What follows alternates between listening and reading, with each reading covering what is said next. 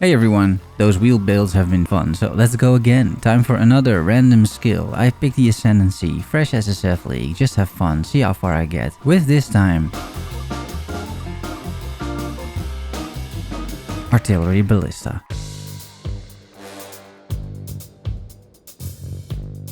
I've never played artillery ballista, but I have at least played ballistas, to be more specific, explosive arrow ballista. I do a quick check on the wiki. Artillery ballista fires 6 arrows in a line. I need to be level 28 to use it. It has 65% added damage effectiveness, but that is per totem, so it's not bad. I checked the 2 transfigured versions, cross strafe, which reminds me of Final Fantasy VII, firing 2 lines instead of 1. Not sure that means it's double the damage. And there's also focus fire, which targets specific enemies and has better damage effectiveness numbers. I checked gem level breakpoints. Level 22 provides another extra totem, so that's good to know. I decide in fact that this is all I need to know. I figure out the rest during the journey. It's time to start.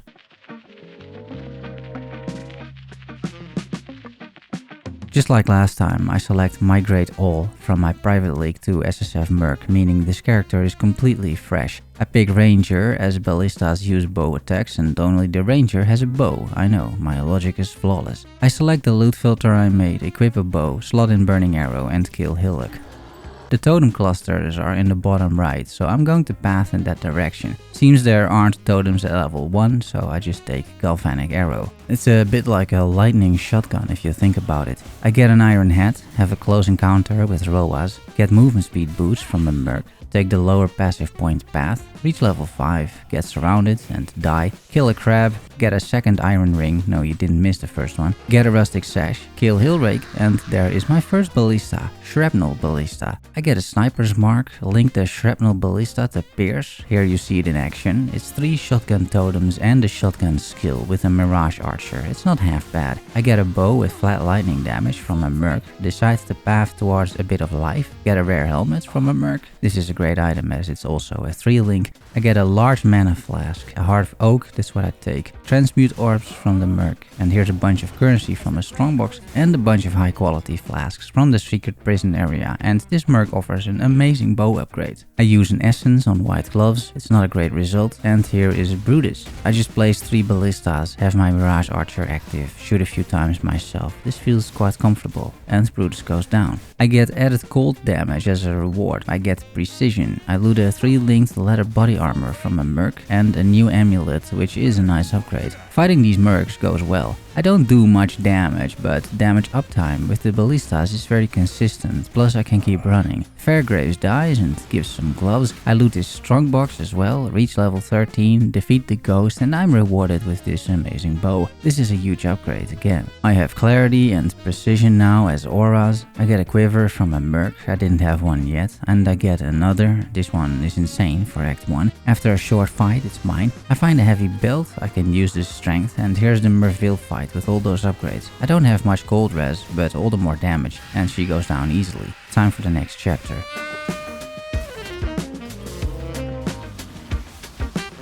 Here is a glimpse at the passive tree. I have almost completed the first totem cluster. I upgrade my iron ring with a new one. This one is more flat fist damage. I complete that last cluster, meaning 1 extra totem, bringing the total to 4. Mercs remain my primary source for upgrades and currency. I drop a blacksmith whetstone, which I immediately use on my weapon for 19% quality. I take a totem mastery to have a 30% chance to summon 2 of them. I upgrade the heavy belt, get new gloves, try out blood rage, but realize it doesn't work with totems, get a new iron ring from a Merc, kill Cratlin, which happens very fast with 4 totems. I've taken some life on the passive tree and path towards precise technique, 40% more damage. I reach level 21 while fighting Oak, and I help Alira for the elemental resistances. Here is an amazing bow, I make it to precise technique. Now I need to make sure my accuracy is higher than my life, which is the case, but only by a little bit. I get elemental damage with attacks as a quest reward, drop another whetstone which I apply, corrupt a ring using the altar for a flat call implicit, and it's time for the Vaal Oversoul. There's no significant difference in strategy or fight compared to Merville, never change a winning team after all, and he stops functioning. Time for Act 3.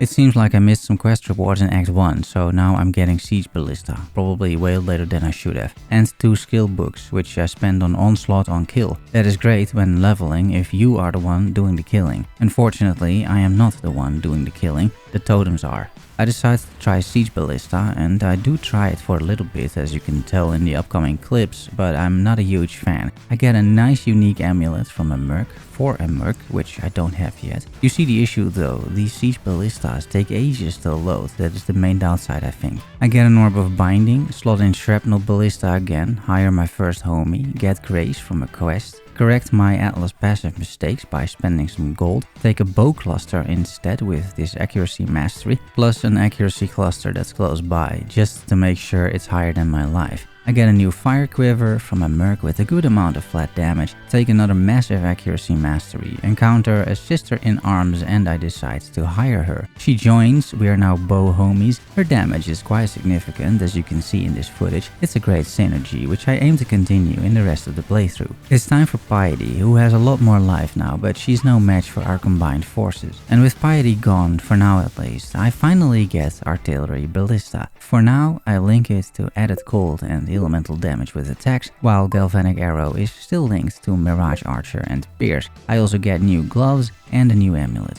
I buy a white full evasion armor and apply that binding orb of before, which I can't use yet, but soon, TM. I buy a bunch of gems I think I may need in the future, give that unique amulet to the homie, get lesser multiple projectiles, and it's time for a little test. If you watched the last run, this section with Flamethrower Trap resulted in total confusion on my part. This skill, Artillery Ballista, is the exact opposite. You place it, it bombards enemies, as does my homie, and that's it. It's silky smooth. This merc goes down in seconds. I leveled up so I can wear the 4-link, so that means it's Artillery Ballista, faster attacks, elemental damage with attacks and added cold damage. I get new gloves from a merc and here is the Dominus fight. A bit like before, it's not exactly one-shot territory or insane damage, but it is very consistent and safe. I have high evasion, a homie that takes damage, totems that also do that, a bit of spell suppression, and I keep saying this, but it's simply comfortable. I think that is a nice way of describing this experience. It's just calm, collected, cruising, there's no worries. He dies, of course, I don't. And it's time for Act 4.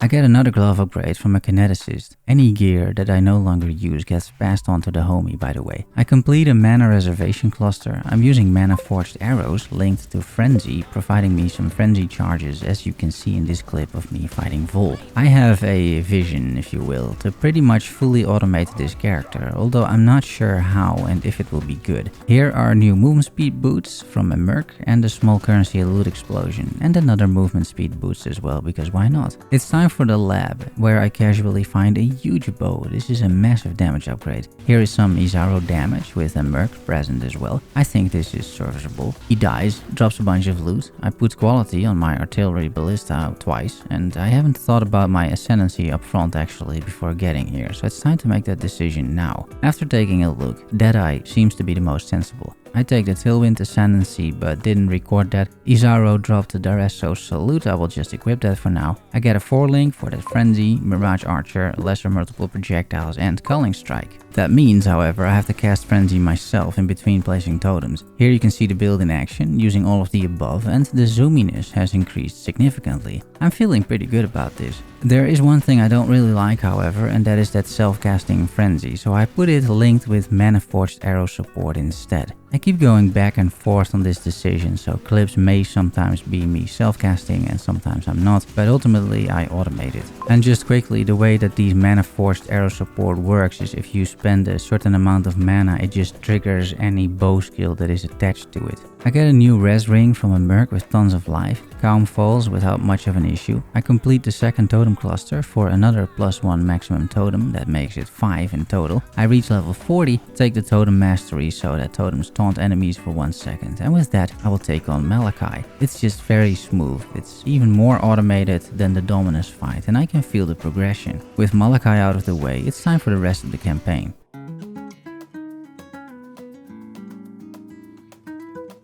I get greater multiple projectiles from my frenzy setup. I complete this elemental damage cluster, get a new ring from a merc and new gloves. I hire an updated version of the homie, the old one kept dying on me. I get a great chaos res ring from a merc, I get more elemental damage on the passive tree, and it's time for Kitava, and after one silly death he goes down for the first time. Not much changed in terms of bossing, so I'll keep it pretty short. It's time to fix some resistances, so I equip that Chaos Ring that I just got, I craft some Lightning Res on both rings, I do Lily's quest, which means I now have access to all of the gems, I buy a bunch of random stuff and experiment a bit throughout the campaign. I'm getting Mark on Hit, which I link to Sniper's Mark for convenience. It works, here's some single target damage, it seems this build is really going places. Clear isn't bad either though, this upgraded homie slaps everything. I get a new quiver, dress up the homie a bit more, upgrade my own helmet, get a bunch of frenzy nodes in the Atlas tree as I decided to start stacking those, craft life on the new helmet, get a new gloves from the merc, and these start to go down real fast by the way. I get some unique boots from a Val side area which I equip although they're not amazing,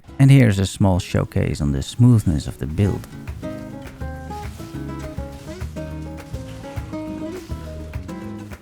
I get new movement speed boots, I set up castman damage taken immortal call, that's a pretty decent amulet right there, and it's more than a decent belt. I really need this strength for some of the support gems, so this is great. And talking about great, look at this quiver, so much flat damage. I drop Arakali with my artillery and it's time for the final 2 acts.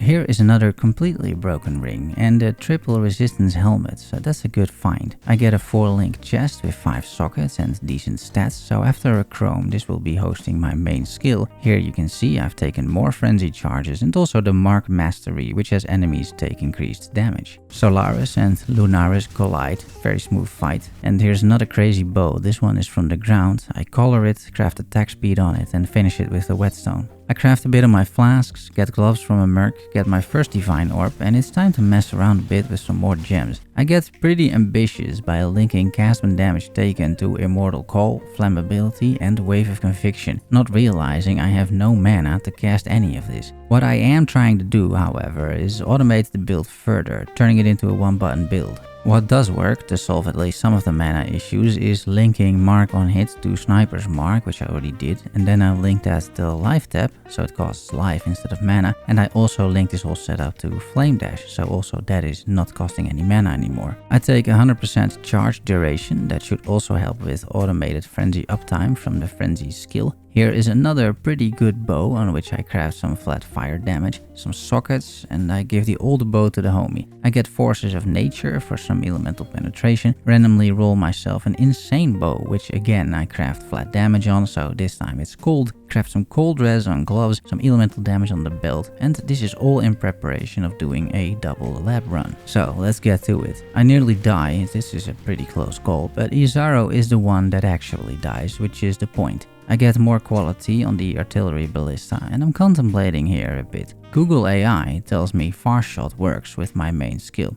but I feel at this point it's too conditional. I'm not sure how good extra projectiles are either, so I ultimately decide to go for avidity for permanent frenzy charges and +1 frenzy charge. As a result, I remove the frenzy skill and slot in split arrow for calling strike and mark on hit, as it's triggered by mana forged arrows. I run the third lab, it all goes well, no near-death experiences this time. I add another 10% quality and I pick Focal Point for Mark Effect. In the next episode I will take Far Shot as a last ascendancy node and it's actually quite good. Armed with 7 frenzy charges, it's time for the final Kitava fight. The homie is dead by the way, I need a new version. Damage is pretty solid, although Kitava is never the best showcase of course, but yeah, I'm pretty happy so far with the build.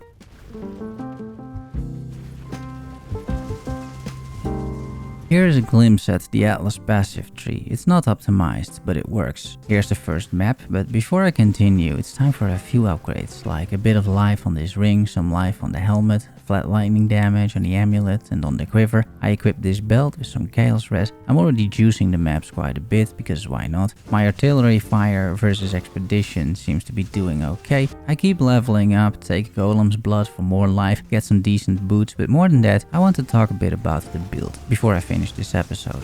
One of the things that you may have noticed compared to previous episodes is that this build is quite straightforward, meaning I have to spend way less time figuring things out. Totems are a lot like traps in terms of interactions, so everything I learned last 2 episodes applies here as well. So let me explain my build idea here, what I'm aiming for. I feel I have quite a few ways to improve the damage aspect of the build. So I can scale, for example, flat elemental damage, flat physical damage as it gets converted to fire by artillery ballista. I can scale increased and more damage, fire and elemental damage, and I can increase the number of totems and the number of frenzy charges. I can increase attack speed, I can scale increased damage taken by enemies, primarily by sniper's mark and mark effect, and then I lower their resistances possibly by using exposure, curses and penetration. What I am not scaling is crit, that's just a decision, and I'm also not scaling extra projectiles, which I feel don't do much on tanky targets,